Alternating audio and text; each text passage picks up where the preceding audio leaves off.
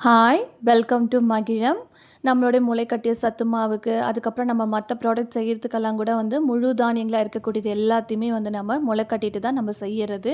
இப்போ வந்து இதில ஜாஸ்தி வந்து மோஸ்ட்லி நம்ம ராகி தான் நெறைய யூஸ் பண்றது கேழ்வரகு. அதனால அத மட்டும் கொஞ்சம் நெறைய எடுத்து இது பண்ணிட்டு பண்ணிப்பேன். ஏன்னா எல்லாத்துலயுமே அத நெறைய சேர்க்கிறோம். நம்மளோட பணியாரம் மிக்ஸு, அதுக்கப்புறம் அடைக்கு, தோசை மாவு, சத்து மாவுக்கு இப்படி எல்லாத்துக்கும் தேவைப்படுது. அது மட்டும் இல்லாம நம்ம முளைக்கட்டிய கேழ்வரகு மாவுமே தனியா இருக்குது. இதுக்கெல்லாம் தேவைன்றதுனால கேழ்வரகு மட்டும் கொஞ்சம் நெறைய இது பண்ணிட்டு அத மட்டும் மொளக்கட்டி வச்சிருக்கு. அதுக்கப்புறம் கம்பு, கருப்பு மூக்கல்ல இது 2த்தையும் வந்து பார்த்தீங்கன்னா, தனித்தனியா முளைக்கட்டி வச்சிருப்பேன். எல்லா தானியங்களும் தனித்தனியா தான் பண்ணுவோம். ஏன் அப்டின்னா, ஒவ்வொன்னுத்தோட முளைப்பு திறன் வேரி ஆகும்.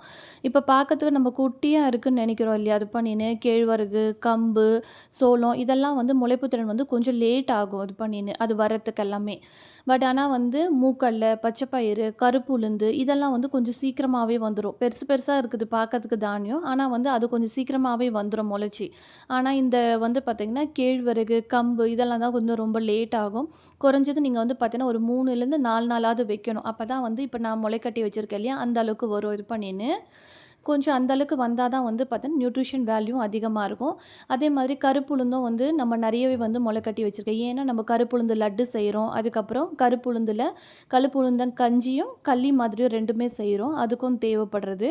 இன்னொன்னு வந்து நம்மளோட சத்து மாவுக்கு அதுக்கும் தேவை அப்படின்றதுனால கருப்புளுந்து கொஞ்சம் நெறையவே முளைக்கட்டி வச்சிருக்கேன்.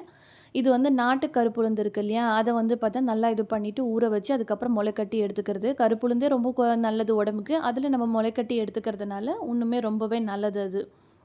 நீங்களும் வீட்ல வந்து பார்த்தீங்கன்னா, பசங்களுக்கு ஏதாவது சுண்டல் மாரி ஏதாவது ஸ்நாக்ஸ் குழந்தைங்களுக்கு குடுத்து அனுப்புறீங்கனாலும், முடிஞ்ச வரைக்கும் வந்து நீங்க அத மொள கட்டிட்டு எடுத்துக்கோங்க. அது ரொம்பவே நல்லது உடம்புக்கு.